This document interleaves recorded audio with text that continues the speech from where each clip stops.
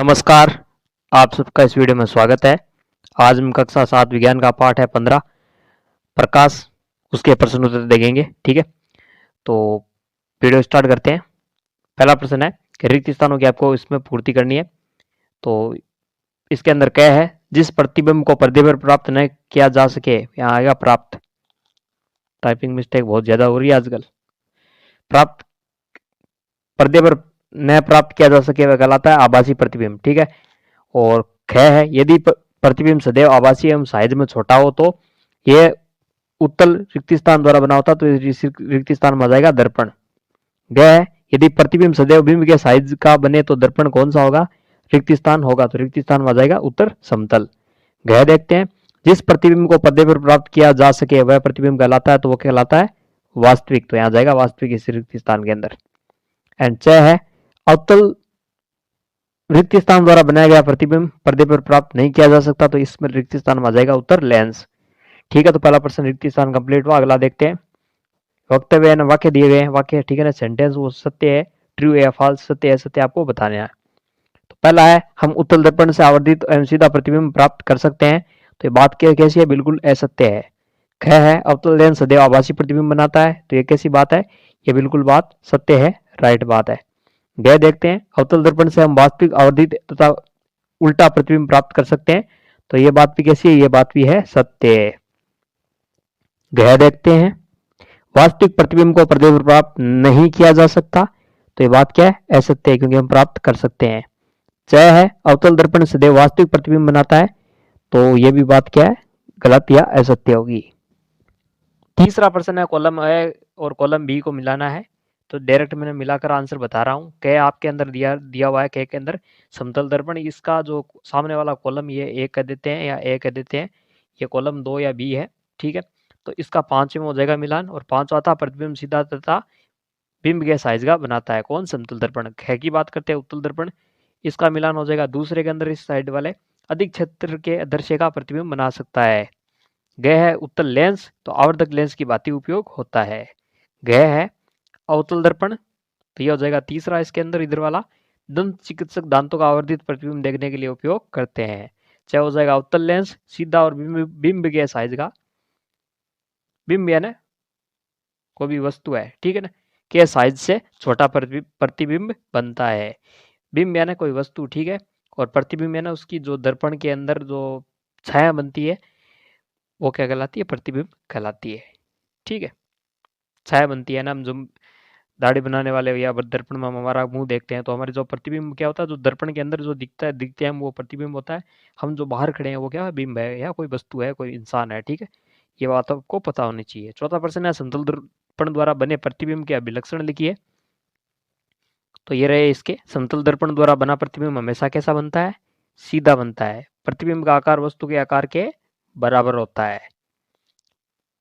प्रतिबिंब दर्पण के पीछे उतनी ही दूरी पर बनता है जितनी दूरी पर वस्तु दर्पण के आगे रखी गई है।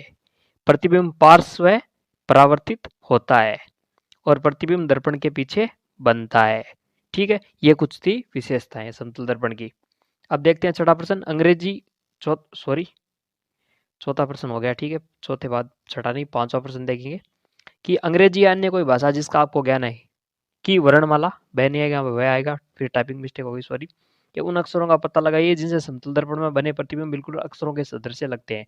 है ना, अंग्रेजी भाषा का ले लेंगे, जो क्या है, जिसका क्या है कि जो समतल दर्पण में प्रतिबिंब में एक जैसे लगे।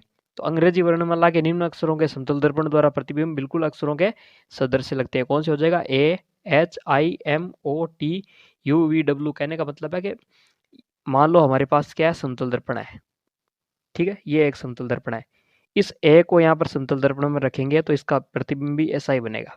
समतल दर्पण में क्या करता है कि जो लेफ्ट वाली साइड है राइट चली जाती है और राइट वाली साइड लेफ्ट चली जाती है। इसी तरह एच को रखेंगे तो एच एच ही दिखेगा, तो इन दोनों की क्या, इन अक्षरों की उल्टी दाई और बाई साइड क्या है, एक जैसी है। ठीक है ना, उल्टा सीधा एम है, ओ है, टी है, यू है, वी है, डब्ल्यू है, इसलिए ऐसे बनेंगे। तो इसका कारण है समतल दर्पण द्वारा बने प्रतिबिंब पार्श्व होते हैं, अर्थात बायां भाग दाई तरफ और दायां भाग बाई तरफ दिखाई देता है।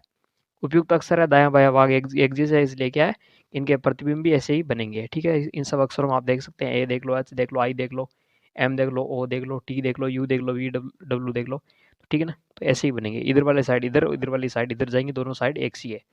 ठीक है। अब बात करते हैं छठा प्रश्न, आभासी प्रतिबिंब क्या होता है। ऐसी कोई स्थिति बताइए जहां आभासी प्रतिबिंब बनता है। तो आभासी प्रतिबिंब जिस प्रतिबिंब को पर्दे पर प्राप्त नहीं किया जा सकता उसे कहते हैं आभासी प्रतिबिंब। जब किसी वस्तु को अवतल दर्पण के बिल्कुल नजदीक रखते हैं तो हम उस वस्तु का प्रतिबिंब उस श्वेत पर्दे पर प्राप्त नहीं कर सकते जिसे दर्पण के पीछे रह गया हो। यानी कि पर्दे पर जिसे प्राप्त नहीं कर सकते तो वो क्या है, आभासी प्रतिबिंब। और कब प्राप्त कर सकते हैं, जब उसे अवतल दर्पण के बिल्कुल नजदीक रखे तो वस्तु को, तो क्या हम उसका आभासी प्रतिबिंब बना सकते हैं। ठीक है। 7वां उत्तल और अवतल लेंस में दो अंतर लिखने हैं। तो वे लेंस जो किनारों की अपेक्षा बीच में मोटे प्रतीत होते हैं उत्तल लेंस कहलाते हैं। तो उत्तल लेंस कैसे होते हैं, ऐसे होते हैं, किनारे पर पतले बीच में से मोटे। जबकि जो लेंस किनारों की अपेक्षा बीच में पतले होते हैं इस प्रकार, और बीच में पतले होते हैं उत्तल लेंस कहलाते हैं और किनारों से मोटे होते हैं। ये पहला अंतर हो गया दोनों में। उत्तल लेंस वास्तविक और आभासी दोनों प्रकार के प्रतिबिंब बना सकता है, जबकि अवतल लेंस सदैव क्या बनाता है, आभासी प्रतिबिंब भी बनाता है। ये दो अंतर इनमें हो गए। 8वां प्रश्न है, अवतल और उत्तल दर्पणों का एक एक उपयोग लिखिए। तो अवतल दर्पण का उपयोग दाढ़ी बनाने वाले दर्पण के रूप में किया जाता है। ठीक है ना। और उत्तल दर्पण का उपयोग वाहनों के पीछे पीछे से आगे आने वाले वाहनों को देखने के लिए किया जाता है। पीछे से आ रहे हैं कोई वाहन, उनको देखने के लिए जो दर्पण लगे होते हैं वो उत्तल दर्पण होते हैं। ठीक है। 9वां प्रश्न है, किस प्रकार का प्रतिबिंब वास्तविक प्रतिबिंब बना सकता है। तो अवतल दर्पण वास्तविक प्रतिबिंब बना सकता है। और 10वां प्रश्न है, किस प्रकार का लेंस सदैव आभासी प्रतिबिंब बनाता है। तो इसका उत्तर हो जाएगा अवतल लेंस सदैव आभासी प्रतिबिंब बनाता है। 11वां प्रश्न है, बिंब से बड़े साइज का आभासी प्रतिबिंब बनाया जा सकता है, किसके द्वारा बनाया जा सकता है। तो ये बनाया जा सकता है अवतल दर्पण के द्वारा। इसके अंदर ये हो जाएगा ये राइट। ठीक है। अगला प्रश्न देखते हैं फिर। इन दोनों में एक ही कॉन्सेप्ट लगेगा, ठीक है ना, लगभग सेम सा। 12 और 13 में डेविड अपने प्रतिबिंब को समतल दर्पण में देख रहा है। दर्पण तथा उसके प्रतिबिंब के बीच की दूरी 4 मीटर है। यदि वह दर्पण की ओर 1 मीटर चलता है तो डेविड और उसके प्रतिबिंब के बीच की दूरी होगी, यानी एक दर्पण है मान लो यहाँ पर 4 मीटर दूरी पर खड़ा है कोई डेविड नाम का बंदा। ठीक है। वो यहाँ पर जाता है और प्रतिबिंब बनता है यहाँ पर। तो ये दूरी आपको बतानी है। तो अगर ये यहाँ से आएगा तो इसकी प्रतिबिंब की दूरी कम होगी। तो ठीक है, पहले 4 थी, ये 3 हो गई, तो ये भी 3, 6 हो गई। इस तरह इसका उत्तर आएगा 6। तो इस तरह हो जाएंगे, इसको समझ सकते हैं। 6 मीटर होगा इसका उत्तर। क्या वो समझे, डेविड व दर्पण के बीच की दूरी कितनी है। ये डेविड, देखो मैं अभी बता देता हूँ। ये चित्र रहा, ये मान लो यहाँ पर खड़ा है डेविड और ये है इसका मिरर या दर्पण। इनके बीच की दूरी मान लेते हैं D1। और दर्पण के पीछे जो प्रतिबिंब बन रहा है, इमेज बन रही है, उसकी दूरी मान लेते हैं D2। तो ये D1 और D2 क्या है, समतल दर्पण में बराबर होगी। यानी यही बात यहाँ पर मैं लिख रहा हूँ कि डेविड व दर्पण के बीच की दूरी जो D1 है वो बराबर होगी किसके, दर्पण और प्रतिबिंब के बीच की दूरी के। प्रश्न में D2 दे रखा है 4 मीटर। ठीक है। अतः D1 भी 4 मीटर ही होगी। जब डेविड दर्पण से 1 मीटर चलता है तो D1 क्या हो जाएगी, दर्पण की तरफ चल रहा है तो उसकी D1 क्या है, 1 मीटर कम हो जाएगी। 4 - 1 3 मीटर हो जाएगी। तो चूंकि अब D1 और D2 बराबर होती है तो D2 भी क्या हो जाएगी, 3 मीटर हो जाएगी। अतः कुल दूरी डेविड व प्रतिबिंब के बीच कितनी हो जाएगी, D1 + D2, यानी D बराबर हो जाएगी D1 + D2 बराबर 3 + 3 बराबर 6 मीटर।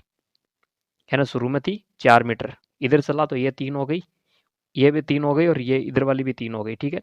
ये भी D1 है और ये D2 है, 3 3 हो गई। तो यहाँ से लेकर दूरी, 1 मिनट कलर चेंज कर लेता हूँ। यहाँ से लेकर दूरी यहाँ तक की जो दूरी है वो हो जाएगी 6 मीटर। ठीक है। यही बात इसके अंदर समझाना चाह रहा है और यही पूछा गया है। आगे चलते हैं फिर। एक कार का पार्श्व दृश्य दर्पण समतल दर्पण है। पीछे वाला कॉन्सेप्ट इसमें लगेगा। ड्राइवर अपनी कार को 2 मीटर प्रति सेकंड की चाल से ब्रेक करते समय दृश्य पश्च दर्पण है वो कौन सा, समतल दर्पण है। ठीक है। अपनी कार पीछे खड़े पार्क में कोई कार ट्रक खड़ी है, उसका प्रतिबिंब देखता है, वो चल किस तरह रहा है, 2 मीटर प्रति सेकंड। तो ड्राइवर को ट्रक का प्रतिबिंब जिस चाल से अपनी ओर आता प्रतीत होगा वह होगा। तो ठीक है, ये मान लो कि आपका क्या है, ड्राइवर की कार है और यहाँ पर प्रतिबिंब मिल रहा है 2 मीटर प्रति सेकंड की ओर चल रहा है, इधर ट्रक खड़ा है। ठीक है ना, वो ट्रक की तरफ जा रहा है 2 मीटर प्रति सेकंड। तो उसका जो प्रतिबिंब यहाँ बनेगा, इस यहाँ इन दोनों की बीच की दूरी पूछिए, ट्रक और कार की नहीं पूछिए। कार का जो इमेज बन रही है समतल दर्पण में उसमें पूछिए, जो पीछे वाली होगी वही होगी। तो 2 मीटर प्रति सेकंड की ओर ये जा रहा है, तो ये जो ये इधर वाला है ये भी क्या 2 मीटर प्रति सेकंड की ओर से पास आएगा। तो 2 और 2 इसमें उत्तर हो जाएगा 4 मीटर प्रति सेकंड। जैसे इसका उत्तर हो जाएगा 4 मीटर प्रति सेकंड। आओ समझे, कार की गति कितनी है, 2 मीटर प्रति सेकंड है, जिसका अर्थ है कि कार 2 मीटर प्रति सेकंड की गति से ट्रक के पास जा रही है। कार और ट्रक के बीच की दूरी दोगुनी गति से कम हो जाएगी। ऐसा इसलिए क्योंकि ट्रक की छवि समान समय में कार द्वारा तय की दूरी से दोगुनी तय करेगी।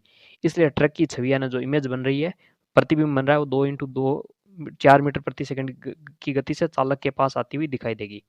यानी जो इमेज है दर्पण में देखेगा वो ड्राइवर, तो वो कार है, वो ट्रक है, कार के दर्पण में कितनी गति से दिखाई देगी, 4 मीटर प्रति सेकंड की दिखाई देगी। 2 मीटर ये हो गए, और वो उसका प्रतिबिंब भी तो चल रहा है दर्पण के अंदर, ठीक है ना। तो समतल दर्पण में बिंब और प्रतिबिंब बराबर दूरी तय करते हैं समान समय, इधर जितना आएगा ये भी इतना ही आएगा। तो इसमें जो दिखेगी वो 4 मीटर प्रति सेकंड के हिसाब से इसके अंदर वो कार नजदीक आती हुई दिखाई देगी। और अगर दूर जाएगा तो कितनी, 2 मीटर प्रति सेकंड की दूर से दूर जा रही है, तो 2 और दर्पण में देखेगा तो ये 4 मीटर प्रति सेकंड दूर जाती हुई दिखेगी इस गति से, ठीक है। तो इसका उत्तर हो जाएगा 4 मीटर प्रति सेकंड।